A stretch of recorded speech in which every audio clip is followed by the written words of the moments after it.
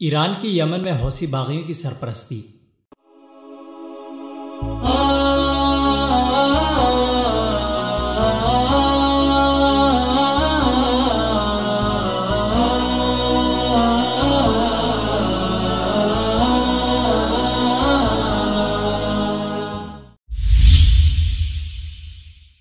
ایران یمن میں حوثی باغیوں کی مدد کر کے مشرق وسطی میں اپنی پراکسی وار کو فروغ دینے اور حوثیوں کی صورت میں اپنے شیعہ اتحادی کو سپورٹ کرنے کے لیے جنگجو، ہتھیار اور فوجی مشیر یمن میں کافی عرصے سے بھیج رہا ہے۔ یمن کی جنگ کا نتیجہ مشرق وسطی میں طاقت کے توازن کو بدلنے میں بنیادی کردار ادا کر سکتا ہے، اور ایران شام و عراق کی طرح یمن میں بھی خود کو مضبوط کرنے کے لیے حوثیوں کو مسلح کر رہا ہے۔ یمن میں ہی سعودی عرب سنی عرب اتحاد کا سربراہ ہے، اور اس جنگ میں سعودی عرب نے 2015 میں دخل اندازی کی، جب یمن کے آئینی صدر عبدالربہ منصور ہادی کو حوثیوں نے یمن کے دارالحکومت صنعاء سے نکال باہر کیا۔ حکومتی افواج اس وقت جنوبی اور مشرقی یمن کا بیشتر حصہ سنبھالے ہوئے ہیں، جبکہ حوثیوں کے قبضے میں شمال مشرقی آبادی والے علاقے بشمول صنعاء ہیں۔ اس 2 سالہ پرانی شورش میں حالیہ دنوں میں ایران نے اپنا کردار لڑاکا جنگجوؤں اور ہتھیاروں کی ترسیل میں اضافہ کر کے بڑھا لیا ہے۔ یہی حکمت عملی ایران نے شام کے اندر موجود اپنی پروردہ شیعہ ملیشیاؤں کے معاملے میں اختیار کی، جنہیں اسلحہ اور جنگجوؤں کی ترسیل آج بھی بلا تعطل جاری ہے۔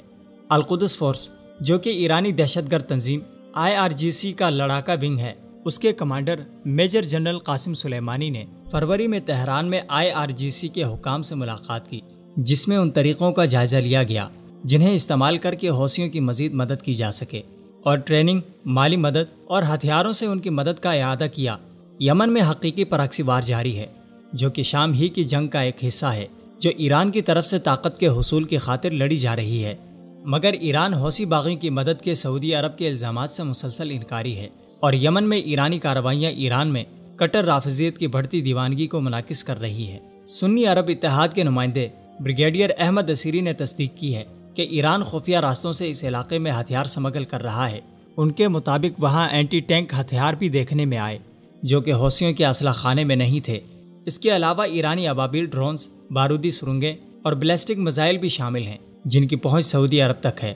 ذرائع کے مطابق ایرانی بحری جہازوں سے براستہ صومالیہ حوثی باغیوں کو اسلحہ فراہم کیا جاتا ہے، جہاں سے انہیں چھوٹی کشتیوں کے ذریعے آگے بھیجا جاتا ہے۔ ان کشتیوں کو ٹریس کرنا مشکل ہے، کیونکہ یہ سمندر میں کثرت سے موجود ہیں۔